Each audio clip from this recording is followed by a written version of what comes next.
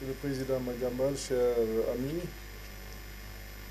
Monsieur le ministre de la Communication, des Télécommunications et du Numérique,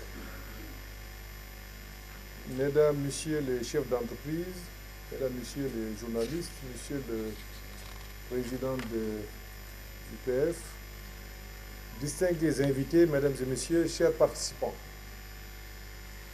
le Sénégal s'honore de vous accueillir pour la 4e fois. Comme l'a si bien dit le Président de la République, Son Excellence M. Macky Sall, vous êtes ici, chez vous, sur cette terre d'hospitalité, de brassage et de liberté. C'est ici, à Dakar précisément, que vous avez tenu votre premier congrès, celui de la presse francophone en 1961. Et depuis, vous avez noué comme un pacte de mémoire et d'amitié avec notre pays. C'est ici, chez vous, que repose l'un des pères fondateurs de la négritude et de la nation sénégalaise. Je veux nommer le président Léopold Sédar Senghor. Dakar est donc fier de vous accueillir et d'abriter vos travaux opportunément consacrés à un thème des plus actuels et des plus cruciaux, médias, paix et sécurité. Vous êtes ainsi porteur d'une préoccupation majeure de l'époque, préoccupation qui vous engage, femmes et hommes de médias, qui engage également les forces de défense et de sécurité, qui, au Sénégal, sont les vigies de la paix, de notre sécurité et tout aussi gardiennes de nos principes et valeurs républicaines, ainsi que de nos libertés démocratiques. Vous me permettrez de leur rendre un hommage appuyé. Sans leur dévouement et le professionnalisme, Dakar ne serait pas en mesure d'abriter en toute quiétude les débats libres de journalistes venus du monde entier, ayant l'instinct de la liberté en bandoulière. Mesdames et Messieurs, chers participants, vos 50e assises sur la paix et la sécurité confirment le Sénégal comme l'un des chantres planétaires de la paix et Dakar comme l'une des capitales africaines de la recherche pour la sécurité et la stabilité du continent. Est-il nécessaire de rappeler les multiples fois où Son Excellence, le Président de la République, Macky Sall, a pris son bâton de pèlerin sur le continent, comme au-delà, pour prêcher l'apaisement dans les crises parfois sanglantes. De rappeler que nos forces de défense et de sécurité, sous la bannière des Nations Unies, tentent vaille que vaille, parfois au péril de leur vie, de restaurer la paix dans des zones où règne le chaos. C'est le lieu d'avoir une pensée émue pour notre compatriote, le regretté capitaine Mbaye Ndiaye. Un véritable héros qui s'est illustré au Rwanda au point d'y perdre la vie et dont les Nations Unies n'ont pas fini de célébrer la mémoire. Il est devenu le symbole de tous ceux qui ont perdu leur vie au nom de l'honneur, de la paix et de la sécurité pour tous. Mesdames et Messieurs, chers participants, je dois aussi rappeler que le 27 novembre 2023 s'est tenue la cérémonie d'ouverture de la 9e édition du Forum de Dakar sur la paix et la sécurité en Afrique, une initiative du Président de la République Macky Sall sur le thème « L'Afrique des potentiels et des solutions face aux défis sécuritaires et à l'instabilité institutionnelle ». Depuis sa première édition, en novembre 2013, tout a été mis en œuvre pour que Dakar soit le rendez-vous annuel des grandes interrogations concernant la paix et la sécurité sur le continent. Nos batailles contre les barbaries de toutes sortes qui mettent en péril un monde pacifié et porteur de progrès, pétri de valeurs démocratiques, quels que soient nos efforts, tant au plan logistique qu'humain, ne sauraient triompher sans l'apport décisif des médias. Je veux parler de toutes les rédactions à travers le monde qui résonnent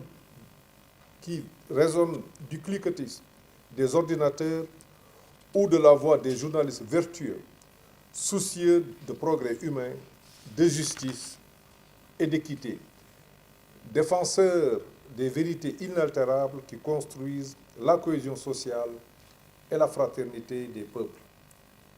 Vous autres journalistes de l'espace francophone, vous êtes interpellés quant à vos responsabilités dans l'édification d'une humanité en perpétuelle quête de justice et d'équité, gage d'un monde de paix. Nous autres, partisans des libertés, démocratiques et militants du monde épris de paix et de justice, nous interrogeons tous à ce propos selon une perspective différente. Vous les journalistes, qui êtes des nôtres, vous êtes questionnés pendant ces assises sur votre place et votre rôle dans un contexte qui a dégénéré, coûté des vies, détruit des biens, semé la faim et la désolation. Vous devez faire face à ces corollaires insidieux et inévitables en période de trouble, la désinformation, la manipulation et toutes les tentatives déloyales de contrôler la diffusion des informations qui sont aussi une autre forme de guerre et entretiennent les ferments du langage des armes. Vous vous êtes également penché sur une énigme d'une implacable actualité. Comment, avec les vannes ouvertes sur les réseaux sociaux et le déferlement inexorable de toutes sortes d'infox, juguler l'intoxication intellectuelle et l'obscurantisme, résister aux ennemis de la vérité et de la connaissance, des valeurs humanistes qui nous ont éclairés depuis la nuit des temps. Il est heureux de constater à quel point vous êtes conscient de ce que votre apport peut être vital lorsque vous cherchez une réponse aux enjeux de la sécurité alimentaire, cruelle équation planétaire qui se pose partout au moment où des catastrophes naturelles, des conflits armés ou simplement dans les pays en voie de développement qui peinent à atteindre leur autosuffisance. Vous faites preuve par là d'un sens aigu de vos responsabilités de citoyens du monde, plus précisément de l'espace francophone. Il n'empêchera que vous ne pourriez les assumer qu'en ayant aussi le plein droit d'exercer librement votre métier. Votre noble profession, en effet, ne saurait souffrir d'entraves, surtout quand ceux qui l'exercent font preuve d'une probité jamais prise à défaut. Vos travaux, assurément, viennent en complément des grandes inquiétudes qui nous traversent en cette période si trouble, avec la menace terroriste qui s'est accrue depuis 2 décennies, que ces redoutables alliés, à savoir les manipulations malsaines de l'actualité et la désinformation massive sur les réseaux sociaux, tentent à amplifier. Comment informer malgré la terreur? Le journaliste vertueux est d'abord courageux. Il n'a pas d'autre remède pour surmonter la peur et l'intimidation.